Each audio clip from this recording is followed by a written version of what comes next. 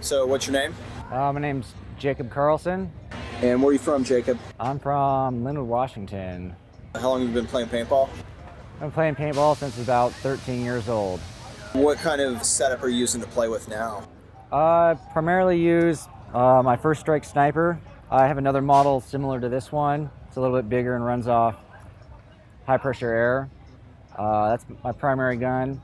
I also have a couple mechanical autocockers, Oracle that I use frequently, and every once in a while I'll use a shocker or something, but pretty much autocockers right now. You modified this sniper autococker for first strikes. What led you to choose autocockers for this kind of platform? I chose autocockers kind of for, I guess, the love of the gun, first off.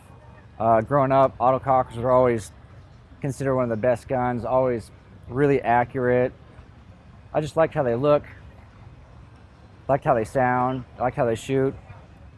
I also like that you can pretty much customize anything you want on them. So one of the things was you could build it however you want, personalize it. They're just really easy to work on. So you told me about how you were researching first strikes and how you combined what you kind of found out from that into this platform that you're developing. Yeah, I first got this idea from Jake Smart from Go Big Paintball.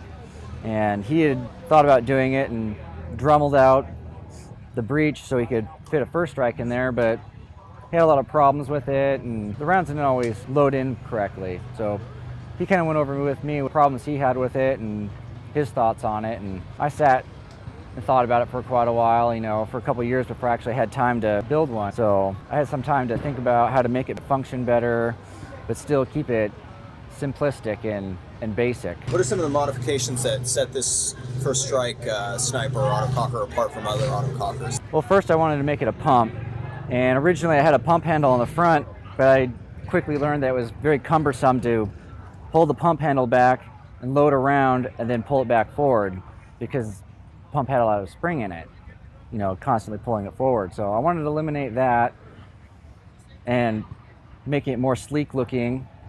So the next idea was to make be able to pump it with a back block and to cock it, because technically you don't really need a pump handle. If you can just pull the bolt back, it cocks the gun, you can load your round, and you can close the bolt again and shoot. My next problem was getting the back block to lock in place.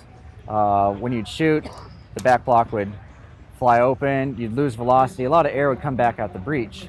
What I had to do is put a set screw in here and notch the back block.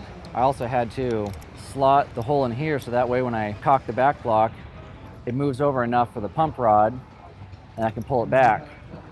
And then when I pull it forward, I can lock it back in place, and then the bolt doesn't move anywhere.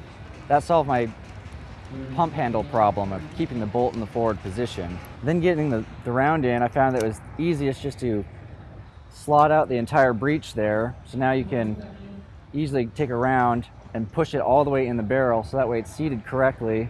It's not going to flip around or jam, and you can see that it's sitting in there. And then the first strike rounds are just slightly bigger than the breech, and so they'll just sit right inside there perfectly and won't fall out. You can lock it back in place and away you go.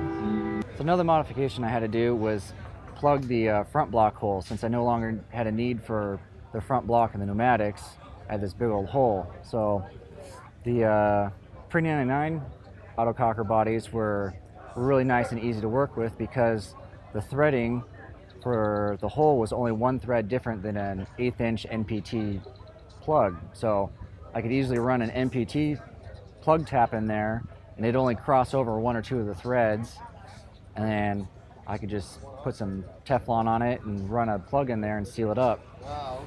So it's pretty easy. I have another model of this same gun, but it's with a 2K model cocker body, and I actually had to build my own plug that had a O-ring in it to fill the hole, because it was so much bigger.